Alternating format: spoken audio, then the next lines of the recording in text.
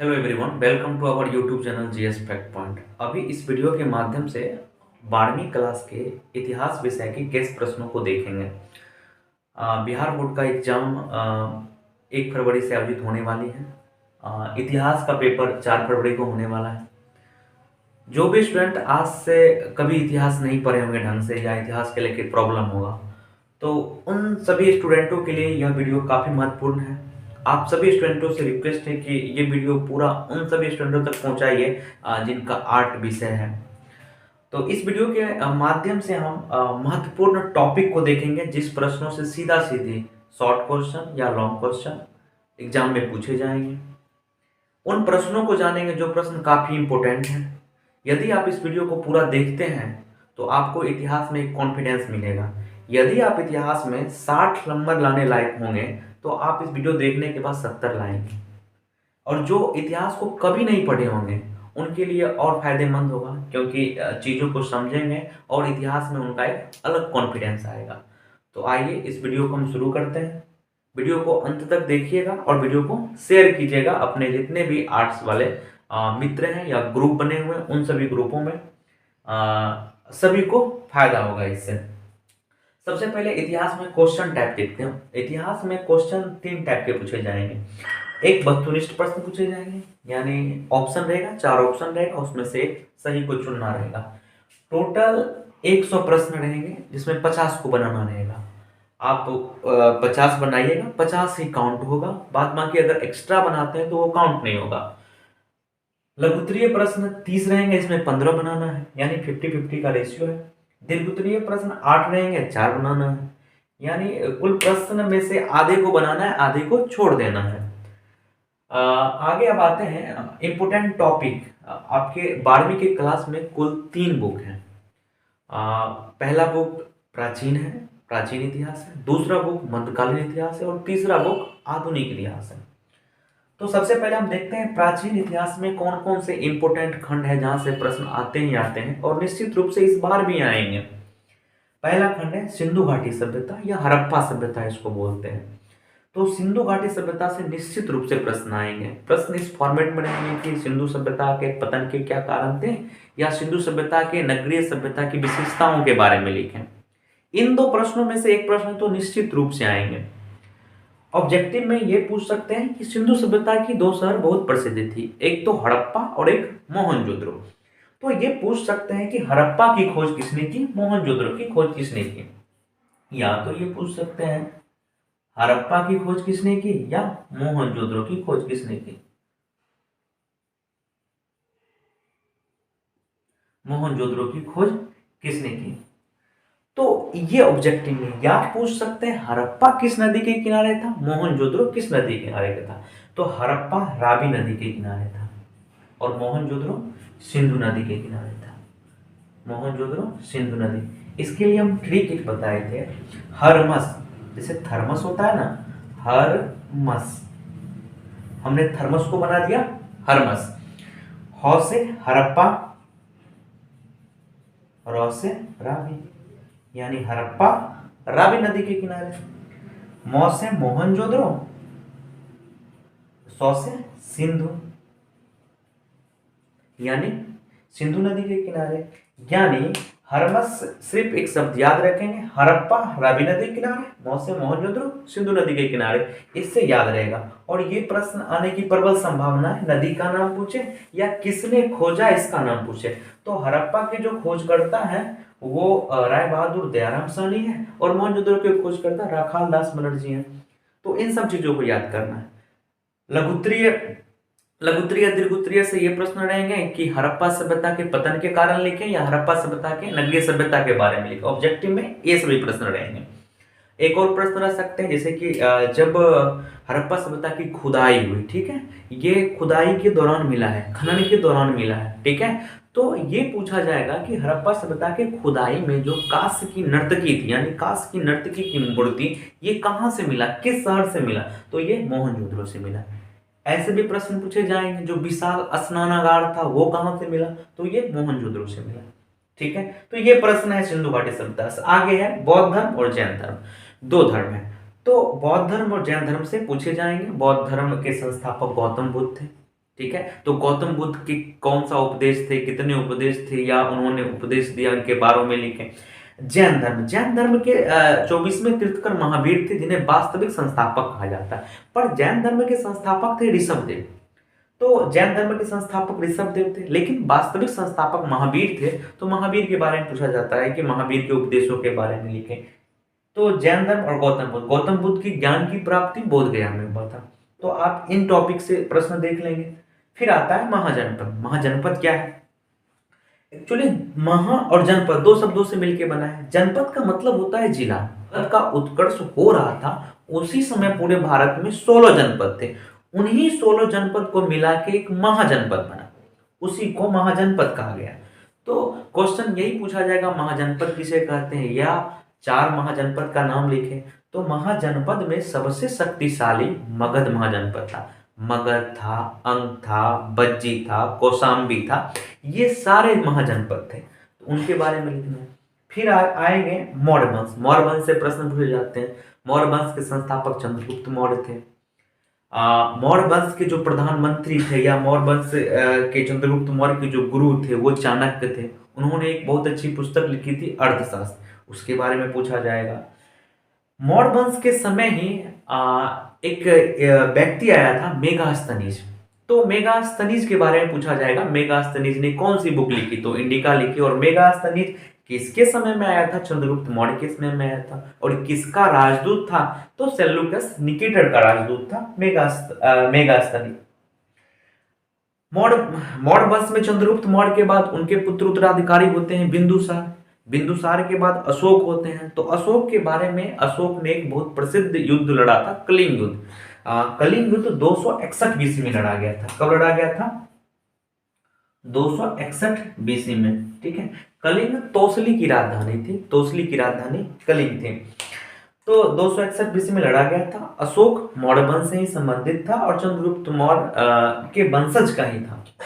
आगे आता है गुप्त वंश। गुप्त वंश के संस्थापक श्रीगुप्त थे। श्रीगुप्त थे, उसका उत्तराधिकारी घटोत्कच हुआ। गुप्त वंश में सर्वाधिक प्रसिद्ध राजा चंद्रगुप्त द्वितीय हुए। चंद्रगुप्त द्वितीय के दरबार में ही कालिदास थे। चंद्रगुप्त द्वितीय के दरबार में ही आर्यभट्ट थे।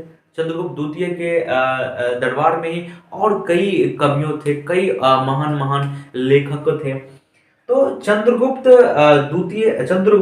गुप्त वंश से सबसे इंपॉर्टेंट प्रश्न ये पूछा जाएगा, क्या जो गुप्त वंश को स्वर्णिम काल यानी स्वर्ण युग क्यों कहा जाता है, किस कारण से कहा जाता है? तो ये सभी प्राचीन इतिहास से जो महत्वपूर्ण टॉपिक थे और महत्वपूर्ण प्रश्न बन सकते थे, इस के बारे में बता दिए हैं। अब हम मध्यकालीन और आधुनिक के बारे में देखेंगे कि कौन। बुक 2 यानी मध्यकालीन इतिहास के बारे में देखते हैं। मध्यकालीन इतिहास में विजयनगर साम्राज्य आते हैं, विदेशी यात्री कुछ आते हैं, दिल्ली सल्तनत और मुगल वंश, ये सारे इंपोर्टेंट चैप्टर इसमें आते हैं, जिसमें कुछ महत्वपूर्ण टॉपिक जो एग्जाम में पूछे जाएंगे उस पर हम चर्चा भी करेंगे। पहले विजयनगर साम्राज्य, ये दक्षिण भारत का साम्राज्य है। ये इससे प्रश्न निश्चित रूप से पूछे जाते हैं विजयनगर साम्राज्य के बारे में, उसकी उपलब्धियां के बारे में, उसकी विशेषताओं के बारे में। विजयनगर साम्राज्य की स्थापना हरिहर और बुक्का ने किया था 1336 ईस्वी में।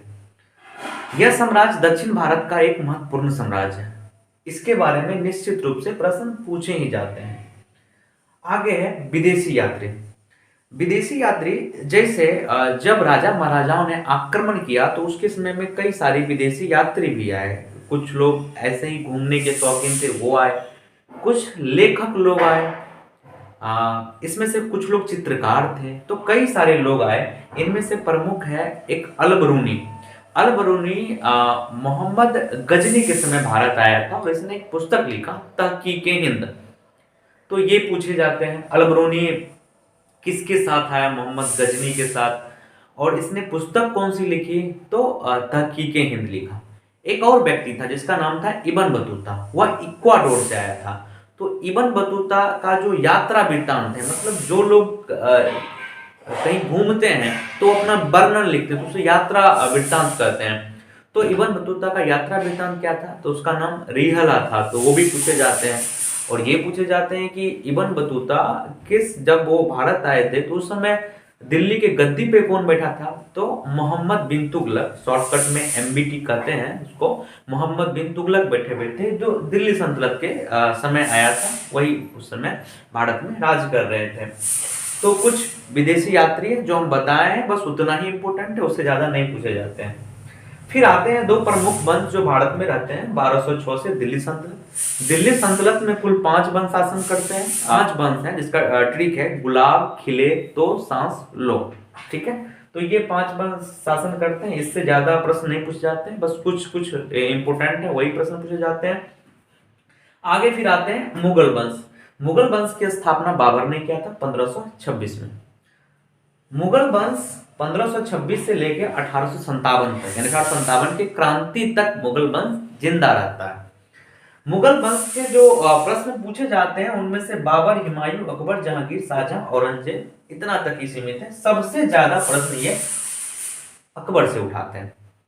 तो बाबर, इतना याद रखेंगे कि मुगल वंश की स्थापना बाबर ने किया था।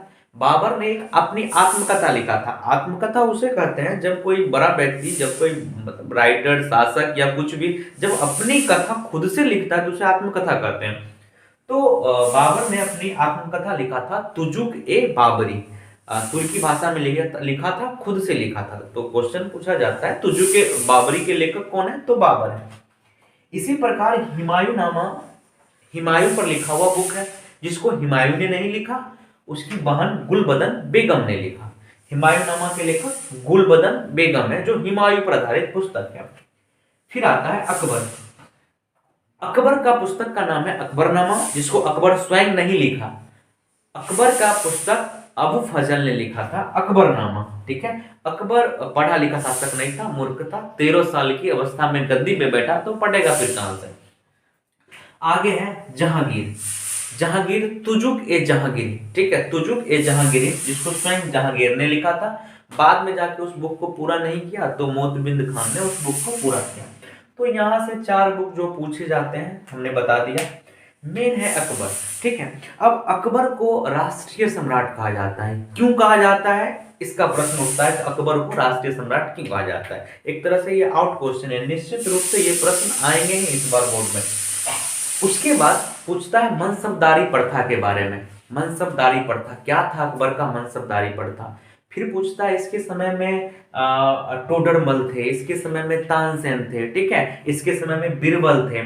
तो इन सभी से प्रश्न पूछा जाता है। इसने तीर्थ यात्रा कर को समाप्त किया, इसने जाजिया कर को हटाया, इसने बहुत सारे समाज सुधारक काम किए, उसके बारे में पूछा जाता है और इसीलिए इसे राष्ट्रीय सम्राट भी कहा जाता है। तो अकबर के बारे में पूछा जाएगा। यहीं से एक और प्रश्न उठता है सूफीवाद। सूफीवाद क्या है? तो सूफीवाद और उसके साथ ही भक्तिवाद। तो सूफीवाद और भक्तिवाद के बारे में भी प्रश्न पूछा जाता है। तो मुख्य रूप से मध्यकालीन में यही सब प्रश्न पूछे जाते हैं, जिनमें से कुछ इंपोर्टेंट प्रश्न है, जैसे कि हाँ, विजयनगर साम्राज्य में एक प्रश्न छूटा। विजयनगर साम्राज्य में एक वंश होता है सुलभ वंश, उसके महान शासक होते हैं कृष्णदेव राय। तो कृष्णदेव राय के बारे में पूछा जाता है प्रश्न, कृष्णदेव राय की उपलब्धियों के बारे में, विजयनगर के स्थापत्य कला के बारे में, अकबर राष्ट्रीय शासन है क्यों कहा जाता है इसके बारे में। ठीक है, अकबर ने मनसबदारी व्यवस्था की विवेचना की है, इसके बारे में पूछा जाता है। तो ये सभी प्रश्न काफी इंपॉर्टेंट हैं जो पूछे जाते हैं। यदि आप लोग नोट्स चाहते हैं तो वीडियो को लास्ट तक बने रहिएगा। लास्ट में हम बताएंगे कैसे आप नोट्स या गेस प्रश्न जो हमने दीर्घोत्तरीय के लिए हमने सिर्फ 20 प्रश्नों को गेस किया है और इस 20 प्रश्नों में से निश्चित रूप से प्रश्न आएंगे ही आएंगे। उसी प्रकार से हमने हर एक विषय में, हिस्ट्री में, फिर पॉलिटिकल साइंस में, ज्योग्राफी में, साइकोलॉजी में और इकोनॉमिक्स में हमने दीर्घोत्तरीय के लिए अलग गेस किया है, लघुत्तरीय के लिए अलग गेस किया है। तो जो हमने गेस किया उससे निश्चित रूप से प्रश्न बनेंगे। गेस है, आंसर है। अब वीडियो को लास्ट तक बने रहिएगा। हम बता देखते हैं जो आधुनिक इतिहास है। परीक्षा में ज्यादातर प्रश्न इसी से पूछे जाते हैं, सब्जेक्टिव भी ज्यादा इसी से पूछे जाते हैं और ऑब्जेक्टिव भी ज्यादा इसी से पूछे जाते हैं। तो इस पार्ट को ध्यान से देखिएगा और अंत तक बने रहिएगा। पहला है 1857 की क्रांति। 1857 की क्रांति से, इस टॉपिक से निश्चित रूप से प्रश्न पूछे जाएंगे। या 1857 क्रांति के परिणाम पूछेंगे, या 1857 की क्रांति के कारण पूछेंगे, किस कारण से 1857 की क्रांति हुई थी। या 1857 क्रांति में जो विभिन्न क्षेत्रों से जो नेता थे, जैसे कि आरा जगदीशपुर से कौन थे, वीर कुंवर सिंह थे, लखनऊ से बेगम हजरत महल थी, ठीक है, विभिन्न जगह से रानी लक्ष्मीबाई झांसी से थी, दिल्ली से कौन कौन नेता थे, उन नेता के बारे में भी ऑब्जेक्टिव में पूछे जाएंगे, या उसके कारण और परिणाम के बारे में पूछे जाएंगे। आगे संथाल विद्रोह। संथाल विद्रोह 1855 ईस्वी में हुआ।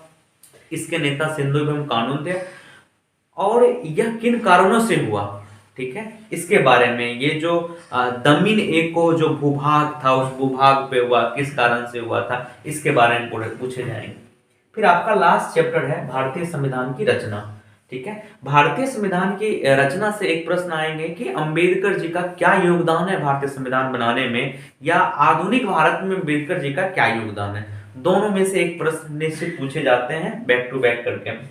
और लास्ट और सबसे इंपॉर्टेंट है महात्मा गांधी के बारे में और गांधी युग के बारे में, ठीक है। इससे प्रश्न सबसे ज्यादा पूछे जाते हैं। तो महात्मा गांधी की राजनीतिक में गांधी जी की क्या भूमिका है, इन भूमिकाओं के बारे में, और महात्मा गांधी जो बड़े बड़े आंदोलन किए थे, उन आंदोलनों के बारे में। तो हम पूरा गांधी युग, पूरा साल जब गांधी आए और भारत की आजादी तक जो भी प्रश्न बनेंगे ध्यान से सुनिएगा, पूरा अभी के अभी याद हो जाएगा, और जिन्हें याद है उन्हें रिवीजन हो जाएगा। तो महत्वपूर्ण क्रांति को हमने आंदोलन जो हुए थे उनको हम रेड से, जैसे कि 17 में चंपारण किए, 20 असहयोग आंदोलन किए, 20 से 22, 30 में सविनय अवज्ञा आंदोलन या नमक सत्याग्रह, और 22 में भारत छोड़ो आंदोलन किए थे। ये प्रमुख आंदोलन है। लेकिन गांधी जी का पदार्पण, गांधी जी भारत कब आए, दक्षिण अफ्रीका जो गए थे उसके बाद रिटर्न भारत 1915 में आए थे। 1916 में उन्होंने बीएचयू की स्थापना के समय पहले बार जनता को संबोधित किए और बनारस में पहली बार भाषण दिए थे। 1917 में उन्होंने चंपारण आंदोलन किया, जो चंपारण में नील के किसानों के साथ हो रहे अत्याचार को दूर करने के लिए आंदोलन किए थे। और उन्हें बुलाया किसने था चंपारण, तो एक किसान नेता राजकुमार शुक्ल, जो बिहार चंपारण के निवासी थे, उन्होंने बुलाया था। 1918 में अहमदाबाद का आंदोलन होता है, मिल मजदूर के लिए होता है, और खेरा सत्याग्रह होता है, खेरा में किसानों के साथ हो रहे अत्याचार को दूर करने के लिए। फिर 1919 में 3 बड़ी घटनाएं होती है। पहला घटना है काला कानून लाया जाता है। काला कानून मतलब रॉलेट एक्ट, सबसे पहली घटना है। दूसरी घटना ये बड़ी होती है, रॉलेट एक्ट के विरोध में लोग प्रदर्शन कर रहे होते हैं, और उन प्रदर्शनकारियों पे अमृतसर पंजाब में जालियांवाला बाग में जालियांवाला हत्याकांड करा दिया जाता है जनरल ओडायर के द्वारा। तो जालियांवाला हत्याकांड 1919 में होता है, जो कि बहुत बड़ा भारतीय स्वतंत्रता संग्राम में बहुत बड़ी घटनाएं होती है। तो जालियांवाला हत्याकांड 13 अप्रैल की होती है। इसे डेट के साथ याद रखिएगा, क्योंकि डेट के साथ पूछा जाएगा, 13 अप्रैल 1919 को। फिर 1919 में ही एक आंदोलन होता है खिलाफत आंदोलन, जिसका समर्थन महात्मा गांधी जी के द्वारा किया जाता है। 1919 से 20 तक चलता है। फिर 1920 में एक बहुत बड़ा जन आंदोलन स्टार्ट होता है, जिसका नाम होता है असहयोग आंदोलन, जो 1920 से 22 के बीच होता है। और असहयोग आंदोलन बहुत ही सफल होता है और लोगों तक फैलता है, जन जन तक का आंदोलन बनता है, जिसका नेता महात्मा गांधी होते हैं। आगे फिर होता क्या है कि घटना हो जाती है 5 फरवरी 1922 को चौरी चौरा घटना, चौरी चौरा कांड। चौरी चौरा कांड के बाद महात्मा गांधी के द्वारा असहयोग आंदोलन वापस लिया जाता है, क्योंकि चौरी चौरा जो गोरखपुर के पास एक जगह है, वहां पे 1922 में 22 अंग्रेजों को वहां के लोगों के द्वारा हत्या कर दी जाती है, आग में जला दिया जाता है पुलिस स्टेशन पे। इसीलिए उस हिंसा की वजह से महात्मा गांधी जी असहयोग आंदोलन को वापस ले लेते हैं। फिर स्टार्ट अब होता है अलग अलग लोगों के द्वारा अलग अलग तरीके से भारत के आजादी के लिए लगे रहना। 1923 में स्वराज पार्टी की स्थापना होती है चित्तरंजन दास और मोतीलाल नेहरू के द्वारा। 1924 में कांग्रेस का बेलगांव सम्मेलन होता है और उसकी अध्यक्षता महात्मा गांधी जी करते हैं और एक ही अधिवेशन की अध्यक्षता करते हैं बेलगांव में महात्मा गांधी। 1925 में काकोरी रेल कांड होता है। काकोरी रेल कांड अशफाक उल्लाह का राम प्रसाद बिस्मिल अपने सहयोगियों के साथ रेल में कुछ अंग्रेजों के सामान, कीमती सामान जा रहे होते हैं, उन्हें लूट लिया जाता है 1925 में। 1927 में साइमन कमीशन का गठन होता है। साइमन कमीशन इंपॉर्टेंट है, लघु उत्तरीय में भी पूछा जाएगा प्रश्न और ऑब्जेक्टिव में भी रहेंगे। साइमन कमीशन का गठन 1927 में होता है। 1927 में साइमन कमीशन का गठन होता है और 1928 में भारत आता है। क्यों गठन होता है, क्यों भारत आता है? तो भारत में नियमों बनाने के लिए, पुनर्वीक्षा के लिए आता है, देखने के लिए कि क्या नियम की जरूरत है, क्या होनी चाहिए। 1927 में गठन होता है, 1928 में वो भारत आता है। गठन कहाँ होता है? इंग्लैंड में। इसमें 7 सदस्य, सातों के सातों अंग्रेज सदस्य होते हैं, इसीलिए इसे व्हाइट मैन कमीशन कहा गया। और इसी के खिलाफ लाला लाजपत राय लाहौर में धरना प्रदर्शन करते हैं, उन पे लाठीचार्ज होता है, उनकी मृत्यु हो जाती है। तो साइमन कमीशन के बाद 1929 में जवाहरलाल नेहरू के द्वारा पूर्ण स्वराज की मांग की जाती है। वो कहते हैं कि हमें पूर्ण स्वराज चाहिए, 100 मतलब अपना, राज्य मतलब देश। मुझे पूरा का पूरा अपना देश चाहिए, ठीक है, आधा देश नहीं चाहिए। उस समय भारत को आज़ादी देने की बात चल रही थी, पर डोमिनियन स्टेट के बारे में चल रही थी बात, जो हम आज़ाद तो कर देंगे, आप ही के लोग राज्य करेंगे, पर जो प्रधान होगा, जो मुखिया होगा, वो ब्रिटेन की महारानी होगी। पर जवाहरलाल नेहरू ने कहा कि नहीं, हम ऐसा कदापि नहीं चाहते हैं, और कई सारे नेताओं सभी मिलकर ये विचार किए, हम ऐसा नहीं चाहते हैं, हमें पूर्ण स्वराज चाहिए। तो 1929 में पूर्ण स्वराज की मांग की। 1930 आता है, फिर 1930 में एक बड़ा आंदोलन होता है, सविनय अवज्ञा आंदोलन, और इसकी बीज रखा जाता है नमक सत्याग्रह के बाद। उस समय अंग्रेजों के द्वारा नमक पर टैक्स लगाया जाता है, जिसके कारण से नमक घर घर की जरूरतें होती है। नमक बहुत सिंपल चीज है, अभी भी नमक कितनी सस्ता है, जो भी टैक्सेज हैं जो परिवहन के द्वारा आते हैं, बस उतना ही उस पर कॉस्ट लगता है। लेकिन उस समय नमक पर टैक्स लगा दिया गया और किसी भी भारतीयों के द्वारा नमक बनाने की अनुमति नहीं दी गई, अनुमति अंग्रेजी नमक बनाएंगे। तो इस कानून को तोड़ने के लिए महात्मा गांधी जी दांडी यात्रा करते हैं, ठीक है, अहमदाबाद में साबरमती आश्रम से दांडी तक पैदल यात्रा करते हैं अपने अनुयायियों के साथ। 78 अनुयायी के साथ लगभग 240 माइल की दूरी तय करते हैं, लगभग 350 प्लस किलोमीटर होंगे। तो दूरी तय करते हैं और नमक कानून को तोड़ते हैं, ठीक है। तो वहीं से नमक कानून तोड़ने के साथ ही 24 दिन की यात्रा होती है और नमक कानून तोड़ने के साथ ही सविनय अवज्ञा आंदोलन स्टार्ट होता है, जिसमें 11 मांगे रहती है। उन मांगों वायसराय के सामने रखते हैं और उन्हीं मांगों के लिए वायसराय और गांधी जी के बीच 1931 में बैठक होता है। 1931 में गांधी और इरविन के बीच पहला बैठक होता है और उसके बाद गांधी जी द्वितीय गोलमेज सम्मेलन में भाग लेने के लिए लंदन जाते हैं। पहला गोलमेज सम्मेलन 1930 में होता है। गोलमेज सम्मेलन लंदन में होता है, जिसमें भारतीय नेताओं और ब्रिटेन के नेताओं के बीच बैठक होता है। भारत के बारे में सोचने के लिए, भारत के हित के बारे में सोचने के लिए, अंग्रेज अपने हित के तरफ सोचने के लिए किस प्रकार से शासन किया जाए, इसके बारे में बात होती है। 1931 में द्वितीय गोलमेज सम्मेलन होता है, जिसमें गांधी जी भाग लेने के लिए जाते हैं। 1932 में तृतीय गोलमेज सम्मेलन होता है, ठीक है। इसमें गांधी जी भाग लेने नहीं जाते, ना ही पहला में जाते हैं, ना ही तीसरा में, बल्कि केवल दूसरा गोलमेज सम्मेलन में गांधी जी भाग लेने जाते हैं। 1932 में अंबेडकर जी और गांधी जी के बीच पूना पैक्ट होता है। गांधी जी पुणे के यरबदा जेल में रहते हैं और चूंकि अंबेडकर जी दलितों के लिए एक अलग निर्वाचन की मांग कर रहे थे, लेकिन गांधी जी उसके विरोध में थे कि अलग निर्वाचन अगर दे दिया जाए तो ऐसा हो सकता है क्या दलित लोग कहीं हिंदू से भी एक अलग ना हो जाए, जिसके कारण से वो ये बात पे अडिग थे कि नहीं, अलग निर्वाचन की मांग नहीं की जाएगी। तो इसके लेके अंबेडकर जी ने क्या किया, बैठक किया, किनके साथ, गांधी जी के साथ, और उसी को पूना पैक्ट कहा जाता है और दलितों की आरक्षण की सीटें इसमें बढ़ाई गई थी। 1935 में भारत शासन अधिनियम आता है। 1942 में भारत का सबसे महत्वपूर्ण और कहा जाए आज़ादी से जस्ट पहले का सबसे बहुत बड़ा आंदोलन भारत छोड़ो आंदोलन स्टार्ट होता है। और यही भारत छोड़ो आंदोलन भारत को स्वतंत्रता दिलाने में बहुत महत्वपूर्ण भूमिका निभाता है। और इसी आंदोलन के दौरान करो या मरो का नारा दिया गया था महात्मा गांधी के द्वारा, और इसमें भी महात्मा गांधी जी की महत्वपूर्ण भूमिका थी। 1946 में कैबिनेट मिशन भारत आता है, जो भारत में संविधान बनाने की प्रक्रिया को स्टार्ट करने की अनुमति देता है। और 1947 में माउंटबेटन योजना आता है 3 जून 1947 को, जो भारत विभाजन के लिए आता है। और 15 अगस्त 1947 को भारत आज़ाद होता है।